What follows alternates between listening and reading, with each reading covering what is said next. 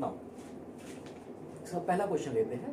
पहला क्वेश्चन जो है एप्लीकेशन ऑफ ट्रिग्नोमेट्री से है, और एप्लीकेशन ट्रिग्नोमेट्री में हम जानते हैं कि हमें हाइट्स एंड डिस्टेंसेस से रिलेटेड क्वेश्चन पूछे जाते हैं 10th क्लास में।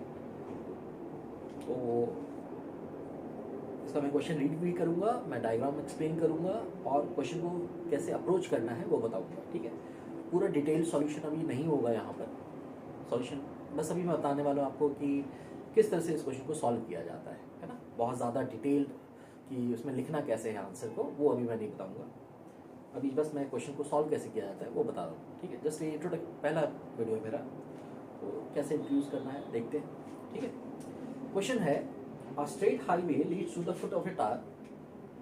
A man standing on the top of a 75-meter high tower observes two cars at an angle of depression of 30 degree and 60 degree, which are approaching the foot of the tower.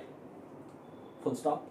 If one car is exactly behind the other on the same side of the road of the tower, then find the distance between the two cars. और इसमें हमें बोला है √3 की value हमें 1.73 लेनी है। ठीक है, तो क्वेश्चन को तो मैंने रीड कर लिया है, उसको आपको अभी रीड करने की ज़रूरत नहीं है, मैं बाद में दिखाऊंगा आपको। ठीक है, तो मैं आपको एक्सप्लेन करता हूँ क्वेश्चन क्या है। क्वेश्चन है कि आपके पास एक स्ट्रेट हाईवे है, there is a straight highway, and इस हाईवे पर बोला है कि this highway leads to a foot of the tower. एक टावर है बड़ा सा लंबा सा, उसके फुट को अप्रोच कर रहा है। This highway is leading to that, उसका बिल्कुल बेसमेंट के पास से वो हाईवे गुजर रहा है। A man is standing on the top of the 70, इस टावर की हाइट दी हुई है, इस टावर की हाइट दी हुई है 75 metres. The height of this tower is 75 metre provided.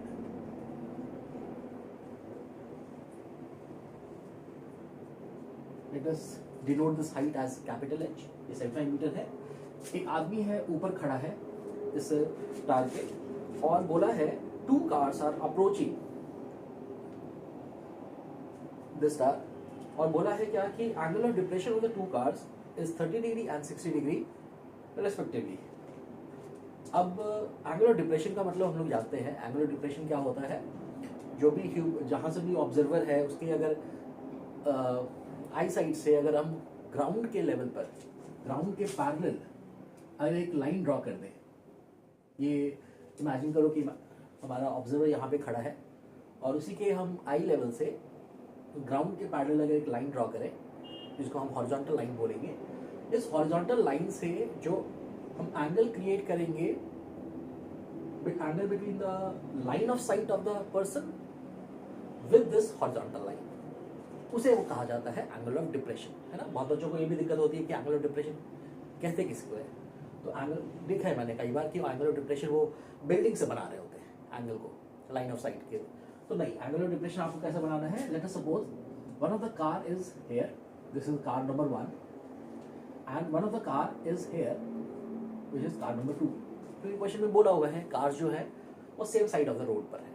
ठीक है, तो angle of depression of the first car will be the angle between the line of site, यहाँ से उसका लाइन ऑफ साइट स्टार्ट होगा और कार तक यहाँ से ऑब्जर्व करेगा वो, है ना, कार को वो ऑब्जर्व करेगा, this will be his line of site. और इस लाइन ऑफ साइट का जो एंगल बनेगा हॉरिजॉन्टल लेवल से, उसी को एंगल ऑफ डिप्रेशन कहेंगे। So because there are two cars, एक कार यहाँ है एक कार यहाँ है, ये वाली कार टावर के बहुत पास है। सो जब भी कोई ऑब्जेक्ट अगर पास में होगा किसी दूसरे ऑब्जेक्ट के, तो उसका जो एंगल ऑफ डिप्रेशन क्रिएट होगा वो क्या होगा, it will be larger as compare to the जो दूर वाला ऑब्जेक्ट है उसके एंगल ऑफ डिप्रेशन से। तो यहाँ पे दो एंगल ऑफ डिप्रेशन दिया हुआ है, एक दिया हुआ है 60 डिग्री और एक दिया हुआ है 30 डिग्री। तो यहाँ पर ये 60 डिग्री क्रिएट होगा, this angle will be 60 degree here. और जब दूसरी कार को ऑब्जर्व करेगा वो ऑब्जर्वर, तो उस समय एंगल ऑफ डिप्रेशन जो होगा उसके लाइन ऑफ साइट से हम कार को कनेक्ट करेंगे। सो this is his line of site for the observation of second car, and वो कार क्योंकि दूर है तो उसका जो एंगल ऑफ डिप्रेशन होगा वो भी क्या होगा, थोड़ा सा छोटा होगा एज कंपेयर टू द पास वाले कार के, है ना। और दूसरा एंगल ऑफ डिप्रेशन कितना दिया हुआ था, 30 डिग्री दिया हुआ था। तो इसलिए यहाँ पर this angle will be 30 degree here. Okay, now बोला हुआ है क्या, ये दोनों कार इस तरह से अप्रोच कर रही है टार को, exactly one behind the other, एक कार दूसरी कार के जस्ट पीछे है ऐसा। तो इस तरह से हमारे पास पहले तो डायग्राम क्लियर होना चाहिए, हमारे पास पहले डायग्राम क्लियर होना चाहिए कि आपकी डायग्राम है क्या। ओके, नाउ बोला है what is the distance between the two cars पूछा है, यानी ये जो कार 1 और कार 2 है उसके बीच का जो डिस्टेंस है, इस डिस्टेंस के बारे में पूछा है। What is the distance between them. Late us suppose this distance is small D, late us suppose this distance is small D. और हमें पता है कि किस कभी भी अगर इस तरह के ट्रिग्नोमेट्री क्वेश्चंस में, एप्लीकेशन ऑफ ट्रिग्नोमेट्री क्वेश्चंस में अगर हमारे पास डबल ट्राइंगल के क्वेश्चंस आते हैं तो हमें उनको कैसे सॉल्व करना चाहिए। हमें यहाँ पे 2 राइट एंगल ट्राइंगल्स को ऑब्जर्व करना चाहिए, है ना। ऐसे तो यहाँ पे हमें 3 ट्राइंगल्स दिख रहे हैं, लेकिन हमें 2 राइट एंगल ट्राइंगल्स देखने हैं। तो सबसे पहले लेट्स नेम इट, उनको नेम कर लेते हैं। Late us suppose this point is A, this point is B, this point is C1 and this point is C2। और क्योंकि ये तार ग्राउंड के ऊपर सीधा खड़ा है, इसलिए यहाँ पर एंगल कितना होगा, द एंगल बिटवीन द तार and the ground will be 90 degree, है ना। ये दोनों एंगल 90 डिग्री होगा। तो यहाँ पे हमें 2 राइट एंगल ट्राइंगल्स दिखेंगे, एक राइट एंगल ट्राइंगल दिखेगा ABC1 और एक राइट एंगल ट्राइंगल दिखेगा ABC2, दिस लार्जर वन। अब इन दोनों राइट एंगल ट्राइंगल्स में हमें ट्रिग्नोमेट्रिक वैल्यूज लेनी है, कुछ ट्रिग्नोमेट्रिक जो रेशियोज हमने सीखे हैं, साइन, कॉस, टैन, सेक, कॉसेक, कॉट, ये सब जो सीखा है उन्हें अप्लाई करना है यहाँ पर। अब अप्लाई कैसे किया जाता है, तो ट्रिग्नोमेट्री में हम जानते हैं कि कभी भी अगर हमारे पास कोई डायग्राम बना हुआ है, लेट अस सपोज यहाँ, अच्छा पहले तो एंगल्स को डील कर लेते हैं। हम जानते हैं क्या कि अगर हमारे पास 2 पैरेलल लाइंस हो, if we have 2 parallel lines and one it is intersected by a transversal, then we know that कि वहां पर एक खास तरह का एंगल बनता है जिसको हम बुलाते हैं ऑल्टरनेट इंटीरियर एंगल। ये दोनों एंगल जो अंदर में बने हुए हैं, लेकिन दोनों जो अंदर में बने हुए एंगल्स लेकिन दोनों opposite sides of each other है, नहीं एक अगर राइट साइड है तो दूसरा लेफ्ट साइड है, अंदर में बना हुआ, बीच में बना हुआ, ऐसे एंगल्स को हम क्या बुलाते हैं, alternate interior angles. And parallel lines के साथ क्या होता है कि जब भी कोई ट्रांसवर्सल यहाँ पे इसको कट करता है तो ये 2 ऑल्टरनेट इंटीरियर एंगल्स होते हैं, ये दोनों बराबर होते हैं। सेम इस डायग्राम में भी हम देखेंगे कि हमने जो ये हॉरिजॉन्टल लाइन यहाँ पे क्रिएट किया था, ये जो आई लेवल को बनाने के लिए, और जो ग्राउंड है वो दोनों पैरेलल लाइंस थी। और अगर तुम लाइन ऑफ साइट को ऑब्जर्व करो तो लाइन ऑफ साइट क्या कर रहा है, वो एक तरह से ट्रांसवर्सल की तरह एक्ट कर रहा है। तो हम क्या करेंगे, यहाँ जो बना हुआ एंगल है उसे इधर शिफ्ट कर देंगे। ये एंगल टोटल ये वाला एंगल था, let us call this point as suppose ABC, let us suppose call this point as D। तो यहाँ पे जो एंगल बना है DAC1 वो हमें कितना दिया हुआ था, 60 डिग्री, नहीं। और हम उस एंगल को इस वाले नीचे वाले triangle in the triangle ABC1 में ट्रांसफर कर लेंगे, just by using the concept of alternate interior angles and the in parallel lines and the transversal alternate interior angles क्या होते हैं, बराबर होते हैं। इसकी वजह से ये वाला 60 डिग्री यहाँ पे शिफ्ट हो जाएगा, बिल्कुल सिमिलर लॉजिक से, क्योंकि हमारे पास AD line is parallel to the ground and AC2 is acting as a transversal, therefore वो जो एंगल 30 डिग्री दिख रहा है आपको DAC2 पर, ये जो DAC2 पर 30 डिग्री दिख रहा है वो एंगल आपका शिफ्ट हो जाएगा इस वाले ट्राइंगल में, यहाँ पर। Here this angle is 30 degree. Now अब हमारे पास डायग्राम में क्या है, 2 राइट एंगल ट्राइंगल्स हैं और दोनों राइट एंगल ट्राइंगल्स में हमें क्या क्या चीजें पता है। अगर हम पहला राइट एंगल ट्राइंगल देखें ABC1, तो उस राइट एंगल ट्राइंगल में यहाँ पे एंगल दिया हुआ है, यहाँ पे 90 डिग्री दिया हुआ है।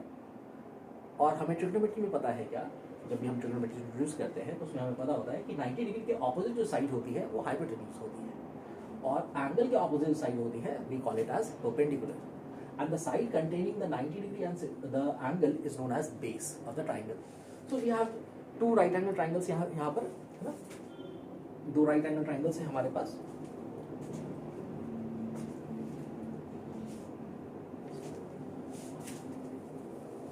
सॉरी जस्ट देखिए, so we will write the trigonometric ratios in these 2 triangles. In the first triangle, considering the first triangle as ABC1, in the triangle ABC1 60 degree के ऑपोजिट है परपेंडिकुलर, और BC हमारा BC1 क्या है, हमारा base है। अगर दोनों ट्राइंगल्स को देखा जाए तो दोनों ट्राइंगल्स में बेस की बातें हो रही है। बेस में देखो हमें ये वाला डिस्टेंस भी ढूंढना है। ये वाला डिस्टेंस जो है दोनों ट्राइंगल में बेस की कहीं पर लाई कर रहा है। और दोनों ट्राइंगल में कॉमन पार्ट क्या है? दोनों ट्राइंगल में कॉमन पार्ट है उसका परपेंडिकुलर। तो हमें कुछ ना कुछ क्या करना होगा, हमें कुछ ऐसा रेशियो चूज करना होगा ट्रिग्नोमेट्री में जो बेस और परपेंडिकुलर को रिलेट करता हो। और हमें पता है कि कभी भी राइट एंगल ट्राइंगल में अगर बेस और परपेंडिकुलर को रिलेट करवाना है तो हमें we should use the tangent of the angle, है ना, tan of the angle use करना चाहिए।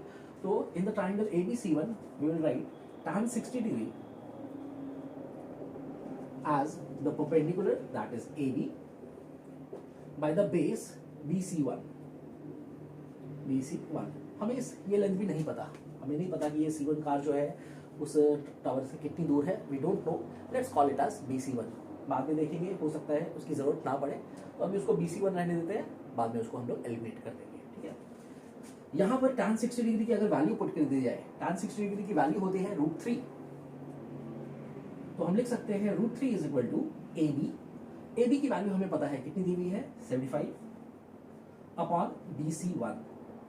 इस इक्वेशन से अगर हम क्या करें, BC1 की वैल्यू निकाल लें। BC1 की वैल्यू है 75 अपॉन √3 मीटर्स। ये वैल्यू हम निकाल के यहाँ पे इक्वेशन नंबर 1 में रख लेते हैं। और हम जब यहाँ पे सेकंड ट्राइंगल के बारे में जब ट्रिग्नोमेट्रिक एक्सप्रेशन लिखेंगे तो हम उसको इसको सब्स्टिट्यूट कर देंगे और हमारा आंसर आ जाएगा। Okay, so in the triangle, in the second right angle triangle ABC2 we have tan 30 degree. अब कई बच्चे पूछ सकते हैं कि सर tan ही क्यों यूज कर रहे हो आप, साइन क्यों नहीं यूज कर रहे, कॉस क्यों नहीं यूज कर रहे। कॉस और साइन इसलिए यूज नहीं कर रहे बिकॉज जो कॉस और साइन है वो हाइपोटेन्यूज से डील करता है। नहीं, कॉस भी क्या होता है, बेस बाय हाइपोटेन्यूज। साइन भी हो क्या होता है, base by perpendicular by hypotenuse.